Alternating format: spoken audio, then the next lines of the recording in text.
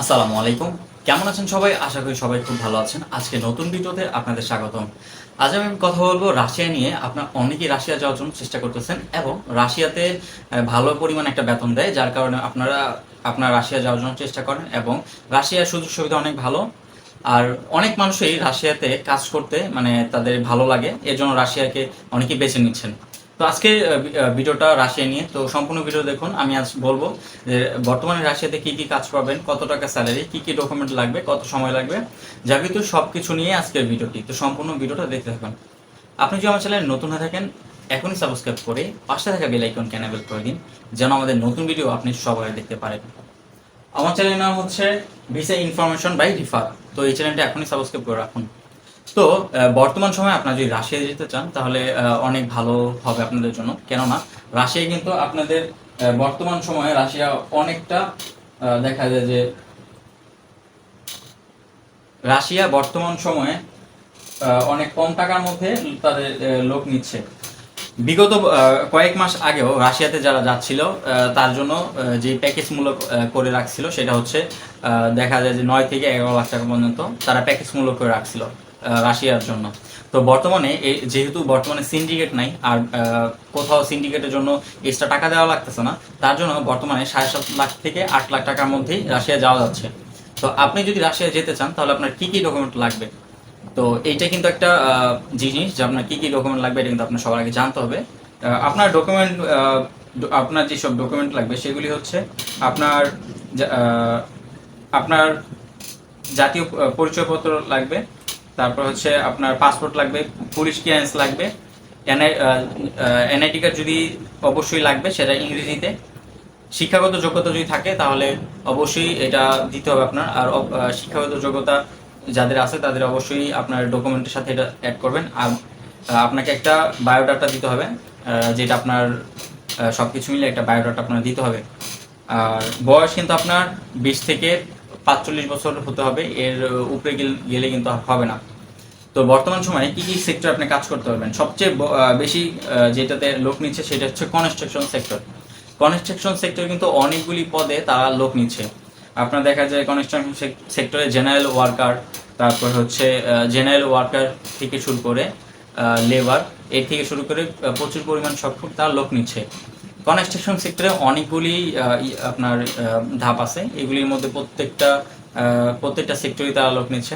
Construction সেক্টরের মধ্যে আপনার steel fixer, rod binder, carpenter, তারপর হচ্ছে আপনার electrician, vehicle operator, crane operator, তারপর হচ্ছে আপনার আরও যেসব 5 ফিটার সহ আরও যেসব কনস্ট্রাকশন সেক্টরে কাজ রয়েছে, এগুলি সবগুলিই কিন্তু আপনার কাজের জন্য লোক নিচ্ছে বর্তমান সময়ে।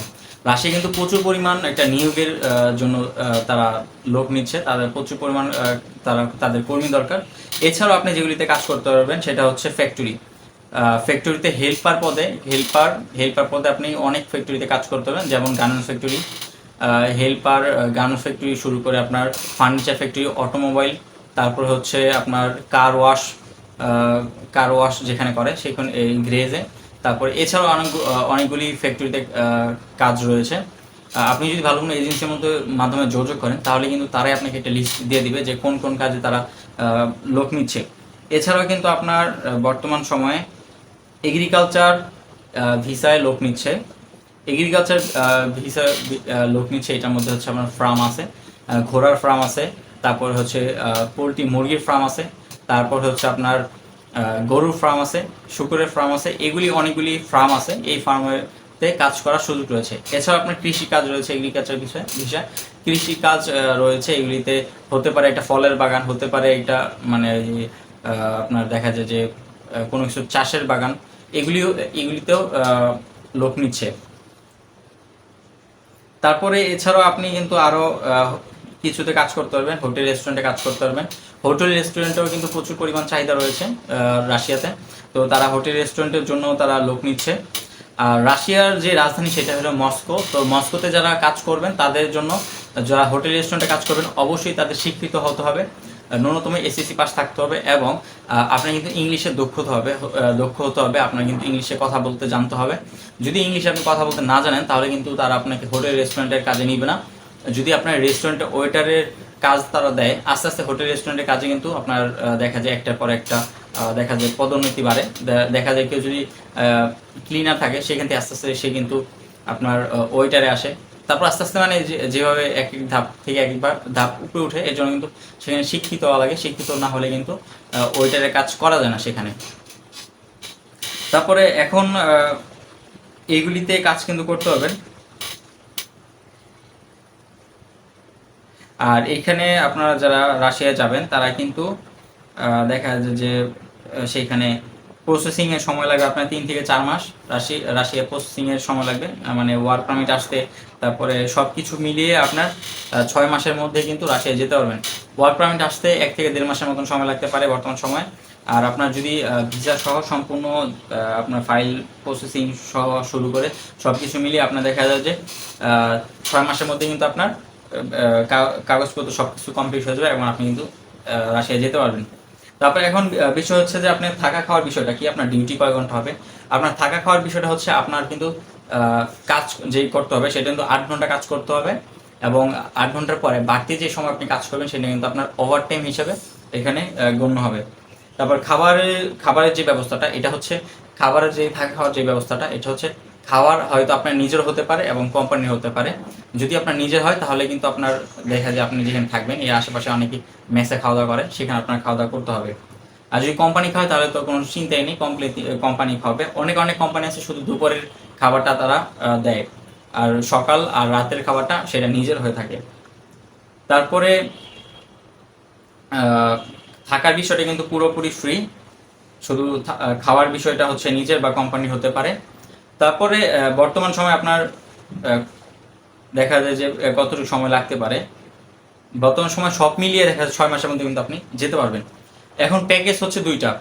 যারা আপনারা যেতে চান রাশিয়াতে তাদের জন্য প্যাকেজ 2টা। একটা প্যাকেজ হচ্ছে সম্পূর্ণ টাকাটা আপনার এজেন্সিকে দিয়ে দিতে হবে। সেইটা হচ্ছে আপনার ব্যাংকের মাধ্যমে চুক্তি করে। যেমন আপনার ধরেন যারা পুরোপুরি টাকাটা নিয়ে আপনার সাথে কাজ করবে, ভিসা প্রসেসিংয়ে কাজ করবে, তারা আপনার থেকে দেখা 10 লাখ টাকা নিবে রাশিয়া যাওয়ার জন্য। 10 লাখ টাকা তারা ব্যাংকে এটা তৃতীয় পক্ষের মধ্যে চুক্তি করে তারা ব্যাংকে রেখে দিবে।